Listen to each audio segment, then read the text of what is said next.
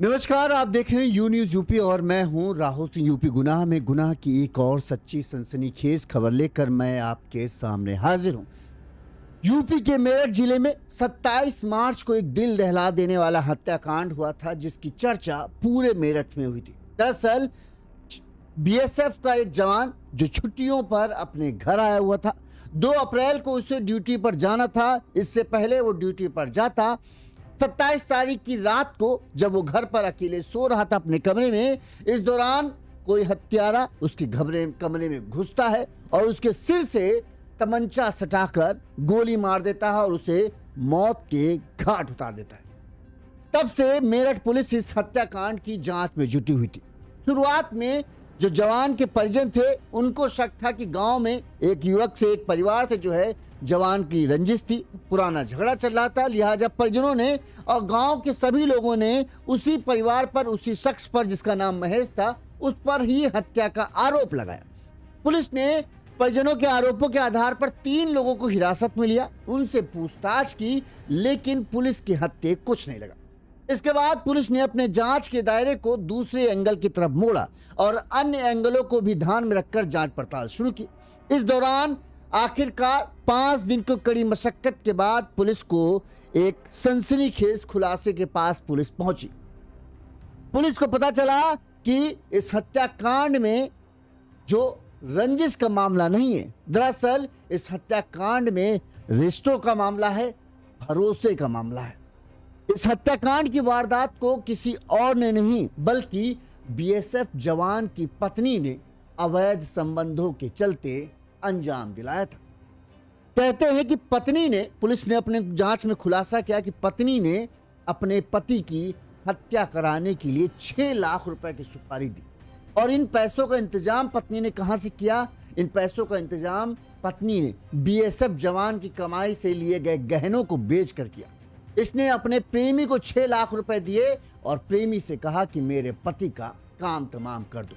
वजह यह थी कि पत्नी अपने प्रेमी के साथ जिंदगी गुजारना चाहती थी और अपने पति से हमेशा के लिए छुटकारा चाहती।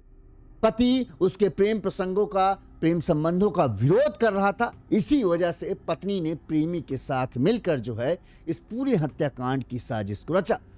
हैरान तो तब आप रह जाएंगे जब जानेंगे कि जो पत्नी थी, उसका प्रेमी जो था वो बीएसएफ जवान का मौसेरा भाई। 6 लाख रुपए पत्नी अपने गहने बेचकर इकट्ठा करती है, प्रेमी को देती है, प्रेमी उससे हथियार खरीदता है। 3 लोगों को इस हत्याकांड के लिए तैयार किया जाता है। इसके बाद 27 तारीख की रात में जब बीएसएफ जवान अपने घर पर सो रहा था, तब वो हत्यारे घर के अंदर घुसते हैं और बीएसएफ जवान के सिर में गोली मारकर उसे मौत के घाट उतार देते। इस दौरान सबको लगता है कि पत्नी तो मायके में है, तो भला वो कैसे कर सकती है। लेकिन जब पुलिस ने तार खंगालने शुरू किए तो सारा सच सामने आ गया। मेरठ पुलिस ने 5 दिनों में इस सनसनीखेज हत्याकांड का खुलासा किया और पत्नी ने जो पूरी एक साजिश रची थी, उस साजिश के चिथड़े चिथड़े कर दिए। हैरान कर देने वाली बात जानते क्या है? जब पूरे इस केस का पुलिस ने खुलासा किया ना, तो पत्नी का ड्रामा देखिए कि उसका दिल इतना कमजोर हो गया कि जब पुलिस ने सबके सामने हत्यारों को लाया तो पत्नी बेसुध होने के नाटक करने लगी। वो बेहोश होने लगी कि भैया हम तो शर्मसार हुए जा रहे। अपनी पति की हत्या की साजिश रचते वक्त शर्म नहीं आई, लेकिन जब साजिश का खुलासा हुआ, सबके सामने चेहरा बेनकाब हो गया, तो मूर्छा आ रही थी, बेहोशी छा रही थी, होश नहीं हो रहे थे, होश उड़े हुए थे। क्योंकि अब ये था ना कि अब जो किया है उसकी सजा भुगतनी पड़ेगी, जेल की सलाखों के पीछे जाना पड़ेगा। और इस गर्मी में सलाखों के पीछे जिंदगी कितनी कठिन है तब पता चला। कैसे पुलिस ने इस पूरे हत्याकांड का खुलासा किया, कैसे पत्नी ने इस पूरे हत्याकांड की साजिश रची और आखिर क्यों पत्नी ने अपने बीएसएफ जवान की हत्या कराई, अपने 2 बच्चों के पिता की हत्या कराई, ये सब हम आपको अपनी इस खबर में विस्तार से बताएंगे ताकि आपको पूरा मामला समझ में आए और पता चले कि आजकल सच में रिश्तों पर भरोसा करना या अपने सगे संबंधियों पर भरोसा करना तो ऐसा हो गया है जैसे सांप को दूध पिलाना।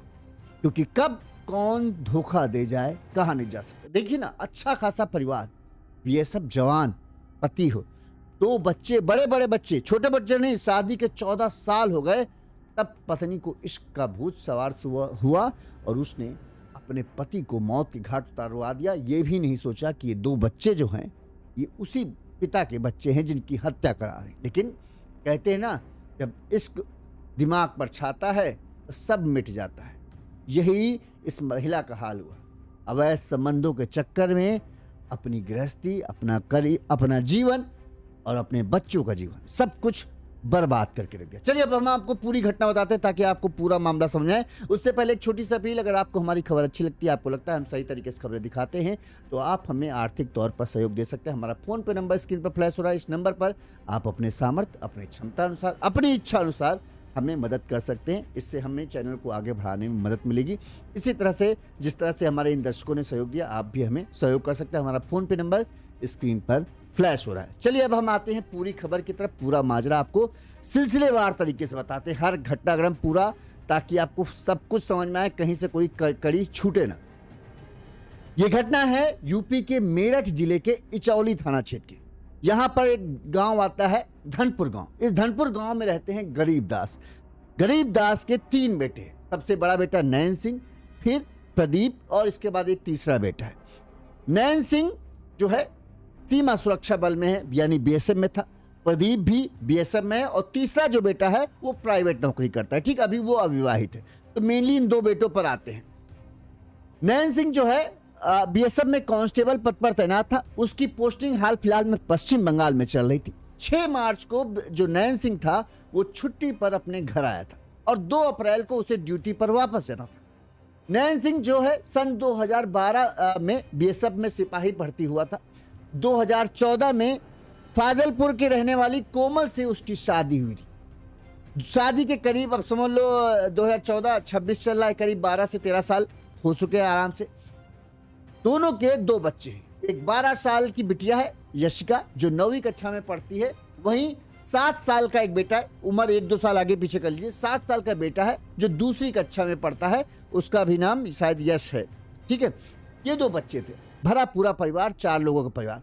वहीं जो लेकिन शादी के अभी हाल फिलहाल कहें 13-14 साल में 2 साल से कोमल और नैन सिंह के बीच में विवाद चल रहा था। इसके चलते अक्सर जो है कोमल अपने पति, अपने मायके में, मेरठ में अपने मायके के साथ रहती थी, जबकि दोनों बच्चे जो हैं वो कोमल, जो दोनों बच्चे हैं वो नैन सिंह के साथ ही उनके साथ रहते थे और नैन सिंह ही उनका भरण पोषण करते, मतलब सब कुछ खर्चा वर्चा स्कूल का सब कुछ उठा रहे थे।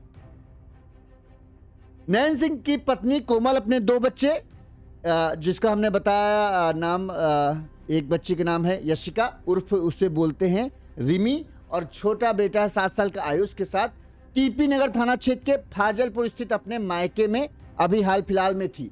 जब ये हत्याकांड की वारदात हुई 27 तारीख को, तब जो कोमल थी अपने दोनों बच्चे, बिटिया और बेटे के साथ, ये टीपी नगर थाना क्षेत्र के फाजलपुर में अपने मायके में थी।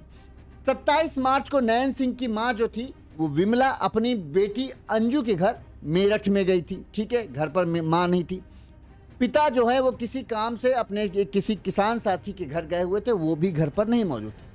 वहीं छोटा भाई जो प्रदीप है वो भी बीएसएफ में है, लिहाजा वो भी जैसलमेर में तैनात है। 27 तारीख की शाम को जो है घर पर जो है प्रदीप की पत्नी पिंकी, उसके बच्चे और नैन सिंह ही मौजूद थे। सब लोग खाना खाते हैं, यानी प्रदीप की पत्नी पिंकी खाना खाती है, उसके दोनों बच्चे दक्षु और गोरा ये खाना खाते हैं। प्रदीप की पत्नी जो है पिंकी, वो अपने दोनों बच्चों के साथ अपने कमरे में सो जाती है और जो नैन सिंह का कमरा था वो भी इनके कमरे से सटा हुआ कमरा था। ठीक है, जो प्रदीप की पत्नी है प्रियंका, उसने पुलिस को बताया कि मेरे बराबर वाले कमरे में जेठ नैन सिंह सोए हुए थे। शुक्रवार की रात को जो है रात में कोई घुसता है, नैन सिंह के सिर से तमंचा सटाकर गोली मार देता है और चुपचाप फरार हुए। इस दौरान जब सुबह प्रियंका उठती है, क्योंकि नैन सिंह बीएसएफ में था, तो जब भी वो छुट्टी में आता था तो अक्सर जो है वो सोता था, देर तक सोता था। इसलिए घर वाले भी चूंकि कहते थे कि जवान है, वहाँ उतना आराम करने को मिलता नहीं, यहाँ आता है अगर सुकून से सोता है तो सोने दो। तो परिवार के लोग भी उसे डिस्टर्ब नहीं करते थे। लेकिन फिर भी बहुत देर सोने के बाद भी जो है वो नयन सिंह जो है 11-12 बजे तक उठ जाता था। लेकिन शनिवार की सुबह जो है बताते हैं नयन सिंह जो है वो 11-12 बजे तक भी नहीं उठा। इस पर प्रियंका को थोड़ा शक हुआ। जब उसके दोनों बच्चे स्कूल से लौट कर आए तब इस दौरान 1-2 बज गया, तब भी नयन सिंह नहीं उठे। लिहाजा प्रियंका ने अपने दोनों बच्चों को कहा कि जाओ बड़े पापा को उठा के लाओ, बहुत देर के चाय वाय पी लें। जब दोनों बच्चे अंदर जाते हैं वो तो देख के जैसे ही अंदर घुसते हैं वो चीखने लगते हैं, क्योंकि नयन सिंह का खून से सराबोर जो लाश है वो बिस्तर पर पड़ी हुई थी, उनके सिर पर गोली मार गई थी। लाश देखते ही जैसे प्रियंका भी अंदर घुसती है बच्चों को चीखते हुए, तो देखती है कि जेठ जी की हत्या हो गई, वो भी चीखने लगती है। प्रियंका बच्चों की चीख सुनकर गांव के लोगों की भीड़ इकट्ठा हो जाती है। इस दौरान जो भी कमरे के अंदर झांक कर देखता वो कहता, हे भगवान ये क्या हो गया। सब इस बात को हैरान थे कि आखिर किसने नयन सिंह की हत्या कर दी और किसी को इस बात की भनक तक नहीं लगी। इस दौरान इस बात की सूचना गरीब सिंह जो पिता थे उनको मिलती है, माँ को मिलती है, बहन मिलती है, पूरा परिवार इकट्ठा हो जाता है और सब ये हो जाता है कि आखिर गरीब नयन सिंह की, बीएसएफ जवान नयन सिंह की हत्या की तो की किसने। पुलिस को सूचना दी जाती है, इचौली पुलिस जो है थाना पुलिस आती है, पुलिस जांच पड़ताल शुरू करती है। इस दौरान परिजनों से पूछताछ की जाती है तो गांव के लोगों ने और परिवार के लोगों ने, जो इसी गांव में एक पड़ोस में महेश सिंह का परिवार था, उसके ऊपर हत्या का शक जताया जाता है, क्योंकि उनकी और नयन सिंह की कुछ दिनों पहले झगड़ा हुआ था। लिहाजा लोगों को लगा हो सकता है जमीन के विवाद में जो झगड़ा हुआ है उस झगड़े के चलते ही महेश ने और उसके साथियों ने मिलकर जो है नयन सिंह की हत्या की। जब ये शक जताया जाता है तो नयन सिंह के पुलिस ने इस शक के आधार पर महेश के घर वालों को 4 लोगों की हिरासत में लिया, उनसे पूछताछ की। लेकिन पूछताछ के दौरान तमाम सबूतों को ध्यान रखा गया, उनकी मोबाइल लोकेशन को देखा गया तो पता चला कि इनमें से कोई भी जब नयन सिंह की हत्या हुई तब सब अपने अपने काम में थे, कहीं कोई नयन सिंह के घर के आसपास तक नहीं मौजूद था। लिहाजा जिनके ऊपर शक जताया गया, अब उनके ऊपर शक करने की कोई वजह पुलिस के पास थी नहीं। इसके बाद पुलिस ने अन्य पहलुओं की जांच शुरू की। पुलिस ने एक चीज परिजनों से जब पूछताछ की तो एक चीज पुलिस को खटकी। वो खटकी ये कि पुलिस को ये था कि आखिर 2 साल से पति पत्नी के बीच में ऐसा क्या विवाद चल रहा है जिसके चलते जो है ये दोनों पति पत्नी 2 साल से इनका झगड़ा चल रहा है और झगड़ा खत्म नहीं हो रहा। परिवार के लोगों को यह कहना था कि पति पत्नी के बीच में विवाद है, लेकिन विवाद की वजह परिवार वालों को भी नहीं पता थी। पुलिस के लिए एक ये शक की सुई थी कि आखिर क्या माजरा हो सकता है। लिहाजा पुलिस ने इस एंगल को ध्यान में रखकर जो है जांच पड़ताल अपनी शुरू की। पुलिस ने सबसे पहले जो है पति पत्नी के बीच मनमुटाव वाली बात लोगों से पूछताछ शुरू की। छानबीन में पता चला कि नयन सिंह अपनी पत्नी कोमल के साथ अक्सर मारपीट करता था। वारदात के समय जो है मारपीट से कुछ दिन पहले भी मारपीट हुई थी, जिसके चलते जो कोमल वो अपने मायके चली गई थी। पुलिस ने कोमल की कॉल डिटेल खंगाली तो कई संदिग्ध नंबर सामने आए। इसके बाद कोमल की वारदात वाले दिन जिस नंबर पर सबसे अधिक यानी 27 तारीख को पुलिस ने यह देखा कि जिस नंबर पर कोमल सबसे ज्यादा बातचीत कर रही है वो शख्स है कौन और क्यों कोमल उससे पूछताछ करी। तो पुलिस ने जब इसे देखा कि ये एक नंबर है जिसने 27 तारीख जिस दिन हत्या हुई उस दिन कोमल की उस नंबर पर कंटिन्यू कई बार बातचीत हुई। ये नंबर था नयन सिंह के मौसी के बेटे गुलशन का था। इसके बाद पुलिस ने सबसे पहले गुलशन को दबोचा। गुलशन को जब दबोचा तो गुलशन से पुलिस ने सख्ती से पूछताछ की। तो पहले गुलशन गोलमोल बातें करने लगा, अरे भाभी हैं, ऐसे ऐसे बातचीत होती थी। लेकिन पुलिस ने कहा कि भाभी हैं तो पति से ज्यादा भाभी देवर से बतिया रही हैं, तो कुछ तो गड़बड़ है। अब पुलिस ने जब सख्ती दिखाई तो गुलशन जो बेचारे टूट गए। इन्होंने कबूल कर लिया और जो बताया वो हैरान कर देने वाला था। उसने कहा दरअसल भाभी कोमल से के साथ मेरे अवैध संबंध हुए और इस बात की भनक जो है ये भैया नयन सिंह को हो चुकी थी और वो इस बात का विरोध करते थे। यही नहीं, जब से हमारे अफेयर के बारे में नयन सिंह को पता चला था वो कोमल के साथ आए दिन मारपीट करने लगे थे। एक दिन नयन सिंह पत्नी कोमल को पीट रहा था, तब गुलशन ने जो है बीच बचाव करने की कोशिश की। इस पर गुलशन और नयन सिंह के बीच में भी खूब जमकर झगड़ा हुआ था। इस झगड़े के बाद कोमल अपने मायके आकर रहने लगी थी। इसी झगड़े के बाद गुलशन के बयान के बाद पुलिस ने कोमल को गिरफ्तार किया। पुलिस ने गुलशन और कोमल को आमने सामने बिठाया और कहा, भैया बताओ कि पूरा माजरा क्या है और कैसे हुई बीएसएफ जवान नयन सिंह की हत्या। जब आमने सामने बैठे तो राज खुलना शुरू हुए। कोमल रोने लगी। उसने बताया कि मेरे गुलशन से संबंध हो गए थे, हम दोनों शादी करना चाहते थे, इसी के चलते नयन सिंह की हत्या की हमने साजिश रची। कोमल ने बताया कि पति के झगड़े के चलते मैं अपने मायके में रहती थी तो यहाँ पर आज़ादी थी, मेरे ऊपर कोई रोक टोक नहीं थी और इसके चलते अक्सर मेरी गुलशन से मुलाकातें होने लगी। बिना रोक टोक हम मिलते, बिना रोक टोक हम कहीं घूमते फिरते और धीरे धीरे हम एक दूसरे को कहें दिल ही दिल में सब कुछ अपना मान बैठे और रिश्तों की मर्यादा जो है वो भी तार तार हो गई। मतलब एक तरीके से अवैध संबंध इनके बन चुके थे। अब हमारे प्यार के बीच में अगर कोई दीवार था वो नयन सिंह था। नयन सिंह अपने बच्चों के चलते किसी लिहाज में, भले ही हम मायके में रहते थे, लेकिन वो किसी भी लिहाज में इस रिश्ते को तोड़ने के लिए तैयार नहीं था। लिहाजा हमको ये था कि अगर ये जब तक है तब तक तो हमको मिलने नहीं देगा और जब भी हमारे घर आते तो ये मारपीट करता था। लिहाजा हम लोगों ने मिलकर जो है इस पूरे हत्याकांड की साजिश रची। इस काम के लिए गुलशन ने अपने दोस्त राहुल उर्फ पवन, गुड्डू और मोंटू को नयन सिंह की हत्या के लिए तैयार किया। सौदा यह हुआ कि 6 लाख रुपए नयन सिंह की हत्या के बदले मिलेंगे। तीनों को इस हत्या की वारदात को अंजाम देना रहेगा। हर एक को 2-2 लाख रुपए मिलेंगे। ऊपर से जो हथियार होगा वो भी गुलशन ने कहा हम ही प्रोवाइड करेंगे। अब गुलशन के पास तो इतने पैसे थे नहीं, अब पैसे कहाँ से आए। जो कोमल थी उसके पास भी इतने पैसे तो नहीं थे लिहाजा, लेकिन हाँ उसके पास जो नयन सिंह की पत्नी कमाई से, गाढ़ी मेहनत की कमाई से उसने कई सारे गहने बना रखे थे। अपने पति की हत्या के लिए उसने उन गहनों को बेचा, 6 लाख रुपए का इकट्ठा किया। इसके बाद उसने उन पैसों को अपने प्रेमी गुलशन को दिए। गुलशन ने उन पैसों से हथियार खरीदा, अपने तीनों साथी को दिया और कहा कि जो हत्याकांड की वारदात को अंजाम दो और 2-2 लाख रुपए तुम्हें एक झटके मिल जाएंगे। हत्या वाले दिन जो है गुलशन तीनों दोस्तों को नयन सिंह के घर ले गया, खुद बाहर खड़े होकर इंतजार करने लगा और जब इन तीनों ने इस हत्या की वारदात को अंजाम दिया तो फिर तीनों को लेकर वहां से भाग गया।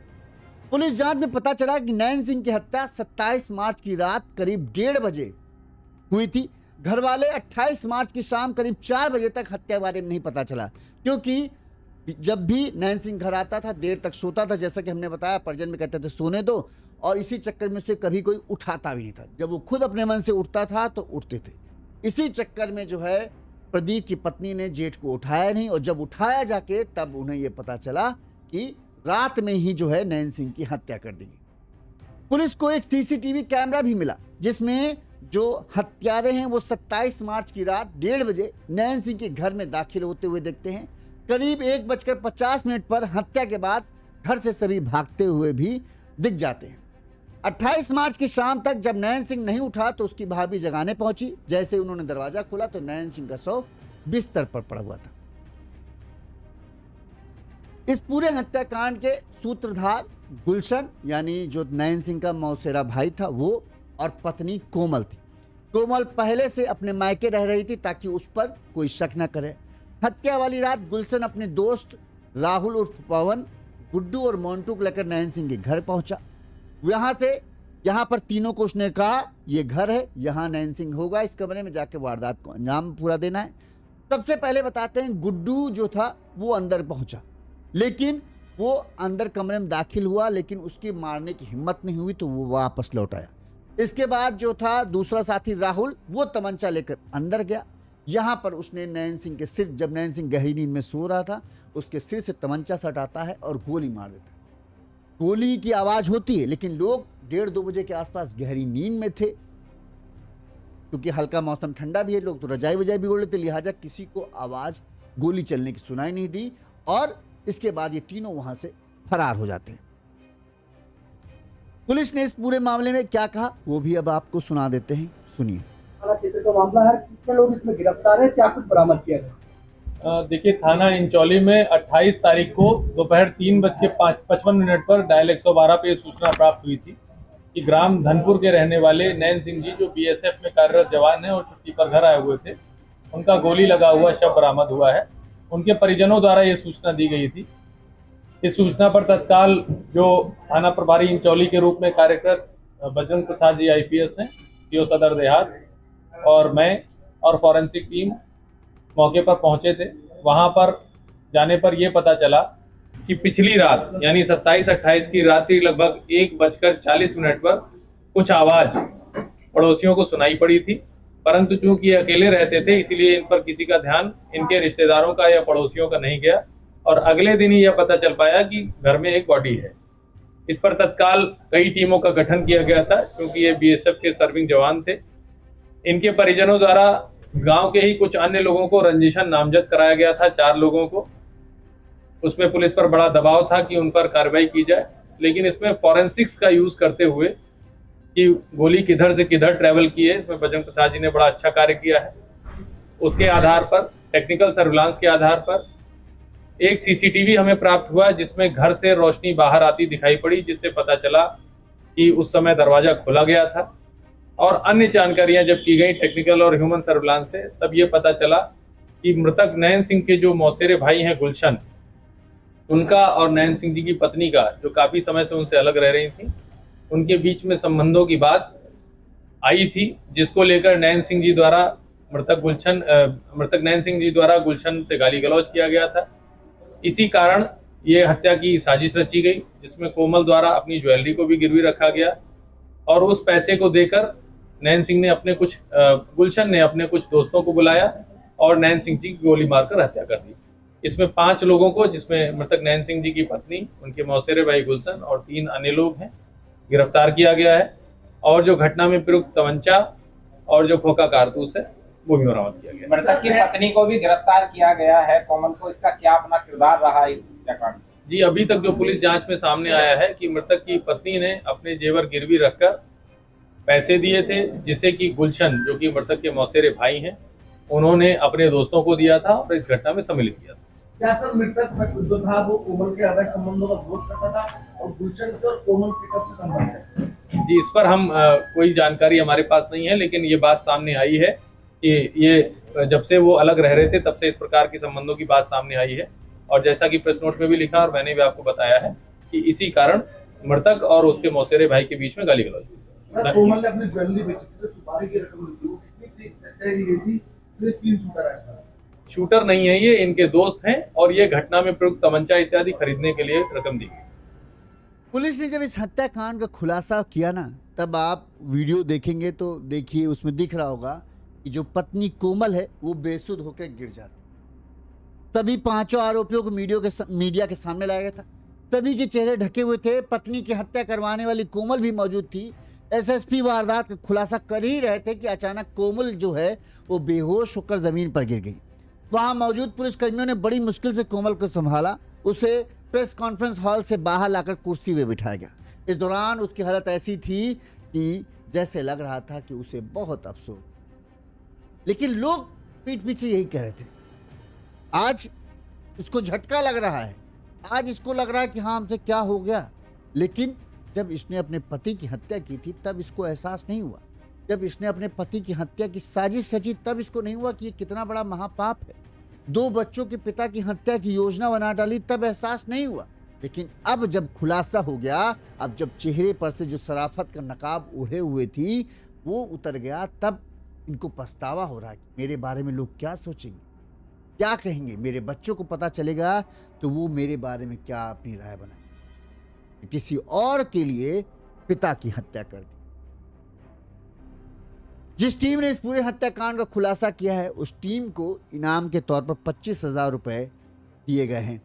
6 दिन के भीतर इस हत्याकांड का खुलासा करने वाली SSP ने SWAT टीम को, इचौली थाना पुलिस को सराहा। उन्होंने मौके पर 25,000 रुपए को जो है पुरस्कार राशि दी है। वाकई में जिस तरह की हत्याकांड था, इस हत्याकांड का खुलासा करने में पुलिस को नाक को चबाने पड़े, क्योंकि जब यह हत्या हुई गांव के लोगों को गुस्सा चरम पर था। एक BSF जवान की घर में घुसकर हत्या कर दी जाए बहुत बड़ी बात थी। गांव के लोग तो डेड बॉडी ले जाने नहीं दे रहे थे पुलिस को, कह रहे थे पहले हत्यारों को पकड़ो, और हत्या का शक उस पर था जिसके साथ इनका झगड़ा चल रहा था। अगर पुलिस भी आवेश में आकर वो काम कर दिया थी, जो बेचारे बेगुनाह थे उनको पुलिस सजा देती, लेकिन पुलिस ने हर एंगल को ध्यान में रखकर जांच पड़ताल किया।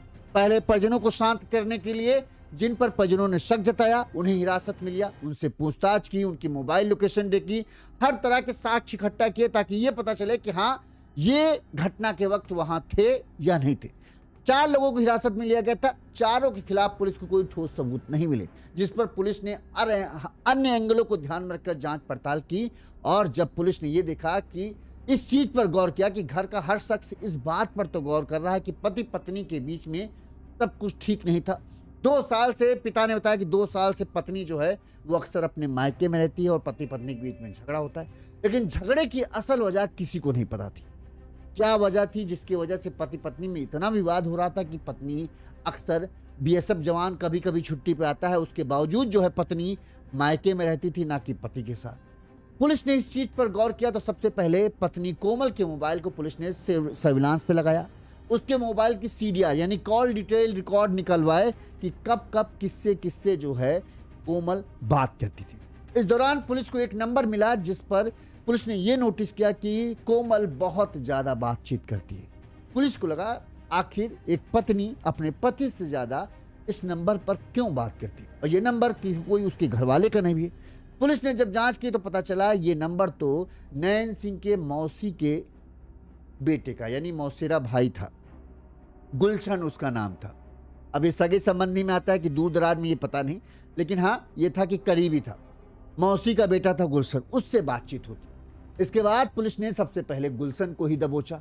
उससे पूछा, भैया बताओ क्या मामला है, तुम अपनी भाभी से इतना ज़्यादा बातचीत क्यों होती है? तो वाले हंसी मजाक होता, लेकिन जब पुलिस ने सख्ती की तो वो टूट गया। उसने बताया कि उसके भाभी के साथ अवैध संबंध थे, तब प्रेम प्रसंग चल रहा था। और इसके बाद पुलिस ने फिर कोमल को गिरफ्तार किया। दोनों को आमने सामने बिठाया, फिर कच्चा चिट्ठा खुलता चला गया। पता चला कि कोमल भी पति से मारपीट से तंग थी, उन्हें सहारे की जरूरत थी। गुलशन जब ये मायके में थी तो इस दौरान कोई रोक टोक ज़्यादा थी नहीं। गुलशन से मुलाकात का सिलसिला बढ़ा, बात का सिलसिला बढ़ा, दिन रात बातचीत होती थी। धीरे धीरे दोनों एक दूसरे को इतना प्यार करने लगे कि अब जो पति नैन सिंह था वो रास्ते का कांटा लगने लगा। उसे हटाने के लिए इस पूरी हत्याकांड की साजिश को कोमल ने रचा। बात की गुलशन से कि कैसे करें कि हम दोनों ऐसे तो मिल नहीं सकते जब तक नैन सिंह है। बताते हैं कि एक बार गुलशन के सामने ही नैन सिंह ने जो है कोमल को मारा पीटा था। इस दौरान गुलशन ने जो है बचाने की कोशिश की, तब तो भाभी भाभी बन के बचा रहा था, लेकिन असल में उसके दिल में कुछ और था कि ये मेरी प्रेमिका है कि ना मारो। लेकिन नैन सिंह ने तब गुलशन के साथ झगड़ा किया था। वो बताते हैं दोनों के बीच खूब झगड़ा हुआ था। इसके बाद से ही जो है बताते हैं कि कोमल है अपने मायके में रहने लगी थी।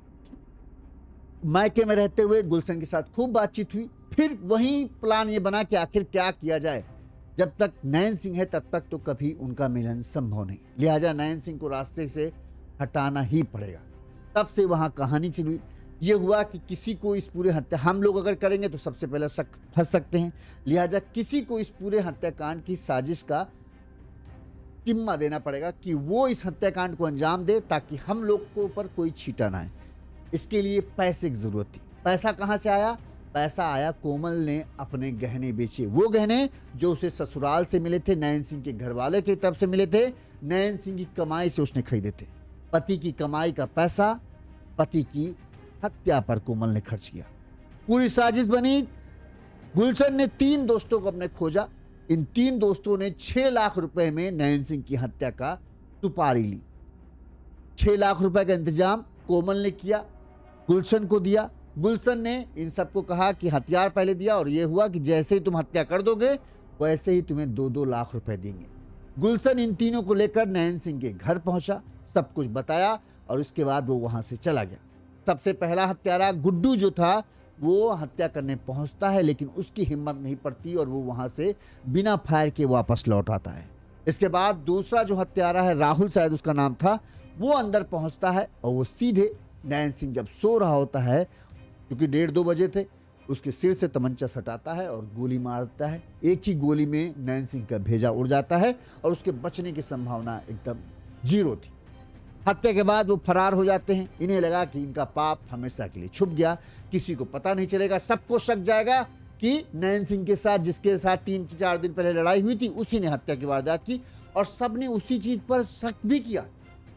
पिता हो, माँ हो, भाई हो, भाभी हो, सबको यही था कि हाँ जिसके साथ झगड़ा गांव में महेश नाम का है, उसके साथ भैया का झगड़ा हुआ था 3 दिन पहले, उसी ने हत्या की। गांव का हर शख्स इस चीज पे था कि पक्का इसी ने मारा होगा, क्योंकि झगड़ा बहुत भयंकर हुआ था, तब उसने देख लेने की धमकी दी थी। किसी को नहीं था कि नयन सिंह की पत्नी इस पूरे हत्या के पीछे, एक रत्ती भर भी किसी को एहसास नहीं था कि नयन सिंह की पत्नी भी इस हत्याकांड के पीछे हो सकती है। और अब जब सच सामने आया है तो गांव का हर शख्स अपना माथा पीट रहा है कि शादी के 14 साल हो जाने के बाद, 2 बच्चों के माँ बन जाने के बाद, माँ बाप बन जाने के बाद फिर ये सब क्यों? जब बच्चे बड़े हो जाते हैं, माँ बाप अपना सुख छोड़कर बच्चों के लिए जीना शुरू कर देते हैं, लेकिन यहाँ पर बड़े बड़े बच्चे भी हो रहे थे, फिर भी अपना सुख, अपना शारीरिक सुख सबसे पहले दिख रहा था। और इसका नतीजा क्या होता है? जैसा कि अवैध संबंधों में होता है अक्सर, सिर्फ और सिर्फ बर्बादी। यहाँ पर भी बर्बादी हुई, पति की हत्या हो गई, पत्नी जेल में चली गई। अब 2 बच्चे जो हैं, जो बड़े हैं, छोटे नहीं, एक 12 साल का है, 12 साल की बिटिया है, और एक 7-8 साल का बेटा है। 12-13 साल का बच्ची समझने लगती है कि क्या हो रहा है। अब उसे जब ये पता चल रहा होगा तब उसका क्या हाल होगा। उसके अंदर जब उसको पता चला होगा उसके पिता की हत्या हुई है, तो उसका तो यही हो रहा कि मैं अपने पिता के हत्यारे से बदला लूंगी। अब उसे जब पता चला होगा उसके पिता का हत्यारा कोई और नहीं, उसकी माँ है, तो सोचो उसके ऊपर क्या लग रहा होगा कि कितना विश्वासघाती दुनिया है। हम माँ के ऊपर भी भरोसा नहीं कर सकते कि उसी ने मेरे पिता की हत्या करा दी। पर यही सच है, यही कलयुग है। यहाँ कोई किसी का नहीं, कब सब आदमी स्वार्थ से बंधे हुए हैं, जिसका जैसा फायदा। आजकल बच्चे, परिवार, माँ बाप, ये सब पीछे छूट गए। अपना सुख, अपना शारीरिक सुख सबसे पहले आ गया। अपने सुख के चक्कर में लोग बच्चों की जिंदगी बर्बाद कर दे रहे हैं। इस खबर पर आपकी क्या राय है? कमेंट करके जरूर बताइएगा। इसी तरह से गुनाह की तमाम खबरें हम आप तक पहुंचाते रहेंगे। देखते रहिए यून्यूज़ यूपी। नमस्कार।